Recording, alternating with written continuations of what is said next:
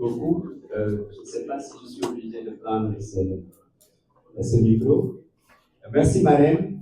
Je voudrais à mon tour saluer la presse de notre pays et au nom aussi du porte-parole, présenter nos excuses pour les quelques désagréments notés pour le démarrage de ce point de presse et dire aussi pour la prochaine fois, nous prendrons toutes les dispositions pour mettre dans les meilleures conditions de travail. Et comme l'a indiqué tout à l'heure notre sœur Marraine, je pense que l'Alliance pour la République, comme de tradition, a un devoir de vérité vis-à-vis du peuple sénégalais. C'est vrai que nous n'avons pas le temps et nous ne pouvons pas nous donner le temps de répondre à quelqu'un dont on sait déjà qu'il est dans nos puntus. Nous, on n'est pas dans nos puntus, encore moins dans nos foulots. Mais nous sommes pour une République en marche. Et l'Alliance pour la République, en tant que parti politique républicain, au regard de toute l'histoire, je pense que si les autres ont le droit de faire dans la diversion, nous imposons l'impérieux devoir d'avoir un contrat de vérité avec les Sénégalais. Cela dit, je vais vous présenter le texte liminaire du porte-parole, et certainement après la lecture de ce texte, comme l'a dit ma sœur, mais les spécialistes du domaine qui sont là avec nous vont participer à clarifier l'antenne des Sénégalais sur ce sujet. Et je profite de l'occasion aussi pour remercier toutes les structures du parti qui sont là avec nous et féliciter notre frère Luxard qui vient d'être porté à la tête de l'école du parti. Mesdames et messieurs de la presse, chers invités, au nom du président de l'Alliance pour la République, son Excellence le président Macky Sall, nous vous souhaitons la cordiale bienvenue. Nous souhaitons également, en ces moments particuliers de dévotion et de spiritualité, un ramadan et un carême au sein de carême. Mesdames et messieurs, avant tout propos, il est important de rappeler que le Sénégal dispose aujourd'hui d'un potentiel gazier considérable qui pourrait à terme transformer durablement son économie et lui garantir la souveraineté énergétique. Mais la véritable souveraineté énergétique ne se construit ni par la vigueur des discours, ni par l'intensité des proclamations politiques, surtout lorsque celles-ci constituent une distorsion de la vérité et sont loin de la réalité. La dernière sortie de le Premier ministre Ousmane Sonko, truffée de contre-vérité, nous conduit aujourd'hui à rétablir la réalité des faits qu'il a volontairement transvertis, restant ainsi conforme à son obsession maladive, mais de ternir l'image du régime sortant et le bilan élogieux du président Macky Sall. Mais le plus affligeant reste cette carence coupable d'une autorité de son niveau qui nous prouve qu'il n'a pas de niveau. Avant d'en venir aux faits, il est utile de rappeler au pouvoir actuel que la souveraineté énergétique, comme s'y sont employés les différents gouvernements sous le régime sortant, se construit patiemment dans la durée à travers des institutions solides et crédibles comme COS, Petrogaz, INPG, un cadre juridique stable et prévisible comme le code pétrolier, le code minier, la loi sur le contenu local, la loi sur le partage des ressources issues de l'exploitation et une stratégie cohérente, mix énergétique, stratégie gaz to power. Mesdames et messieurs, chers journalistes, quelques vérités en lieu et place des commandes de M. Ousmane Sonko. Sur le projet Yaka Teranga, les partenaires ont simplement décidé de partir. Il n'y a eu aucune renégociation. Et c'est important de le préciser. BP et Cosmos, plus récemment, faute de trouver des partenaires pour le développement, se sont tout simplement retirés également du projet.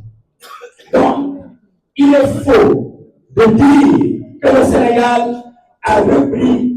Le Sénégal n'a rien repris. C'est important de le préciser. Ce sont les compagnies qui ont abandonné.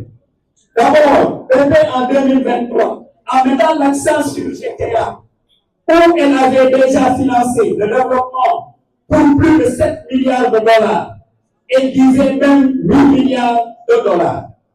Le Sénégal, pour sa part, avait mis la pression en estimant qu'on ne pouvait pas laisser Yakar Teranga en jachère. Enfin, il n'y a pas eu d'abord sur le chemin d'exploitation. Finalement, BP a préféré sortir en remettant ses parts à l'association Petrosen Cosmos, parce qu'en réalité, Cosmos a tout fait, mais n'a pas réussi à trouver de partenaire. À son tour, Cosmos vient également de sortir. Donc, le bloc redevient libre. Il n'y a aucune renégociation dans cette affaire. Et pour l'Alliance pour la République, soutenir le contraire n'est que pur mensonge et affabulation. Mesdames et messieurs, en lieu et place des balivernes d'Ousmane Sonko, l'enjeu pour le Sénégal, c'est de trouver un major pétrolier pour reprendre et investir pas moins de 5 milliards de dollars avec une option d'alimenter la demande nationale et l'exploitation de LNG en même temps. Notre pays ne fera pas face à ces défis, ni par les risques, le bavardage, encore moins par la calomnie ou le mensonge, qui sont autant de signes manifestes de l'incompétence du pouvoir de PASTEF. Sur le secteur de la cimenterie, la mauvaise foi de Ousmane Sonko est terrifiante. Des discussions avec l'État avaient fixé 2026 comme la fin du régime minier pour les cimentiers. Cette date correspondait à la 15e année pour les cimenteries Dangote, étant entendu que toutes les nouvelles cimenteries ont bénéficié par le passé des avantages fiscaux prévus par le code minier.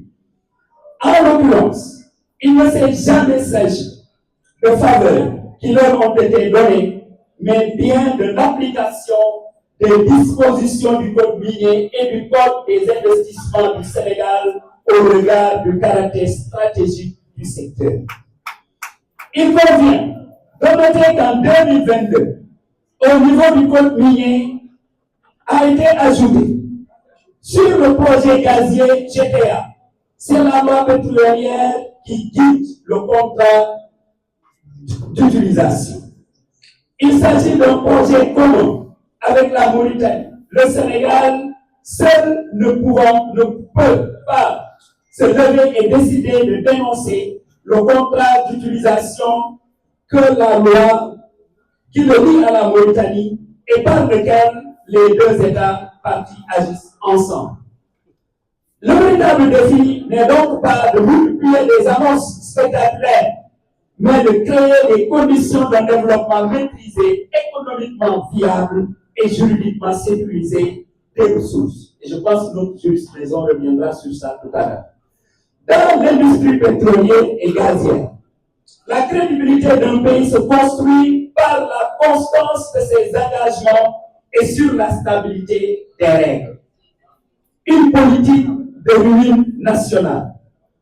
La sortie effrontée et mensongère de Ousmane Sonko n'a d'autre perspective que de masquer la crise dans laquelle le PASTEF a plongé notre pays en agissant comme un contre-feu. Le mauvais combat au sommet de l'État sur fond de position de pouvoir au mépris des urgences et des questions prioritaires de nos compatriotes exige toute affaire cessante que les militants et responsables du parti et non de l'opposition se donnent les moyens de battre le résultat de PASTEF aux prochaines consultations électorales.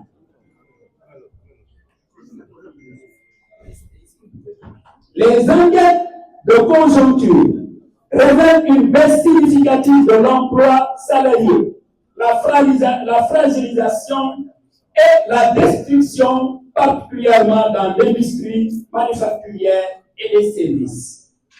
En effet, plusieurs unités industrielles locales ont cessé leur activité ou réduit leur production, entraînant une perte de souveraineté économique.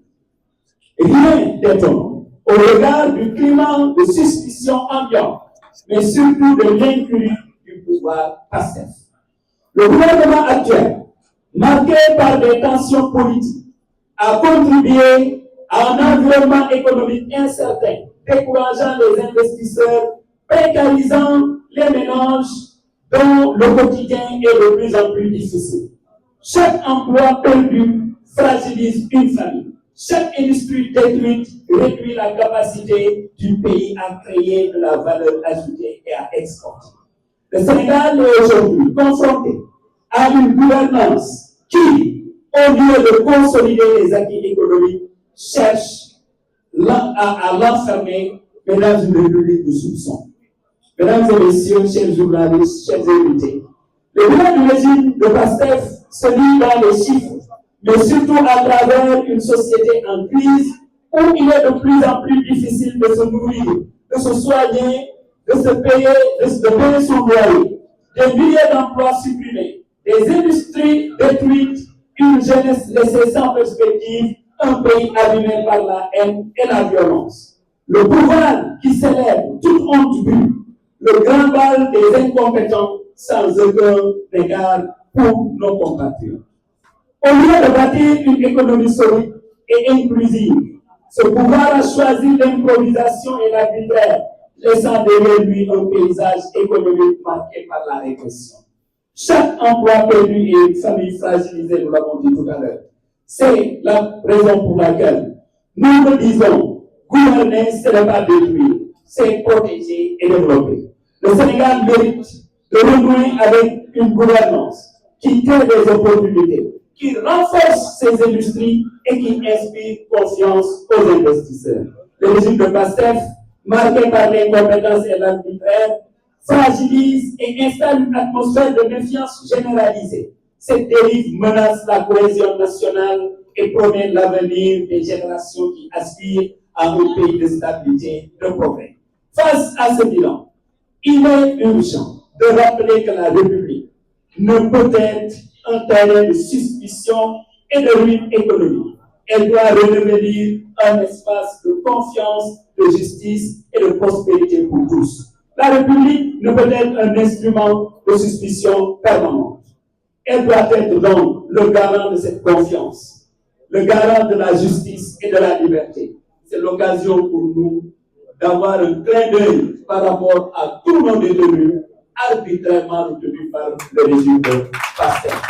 Oui, détenus dans les prisons, mais détenus également chez eux à travers ces bracelets électroniques qu'on distribue comme de petits pains au niveau de l'opposition, notamment au sein de l'Alliance pour la République. Je vais terminer par vous dire, chers amis, que gouverner, ce n'est pas semer la peur, ni diviser le peuple.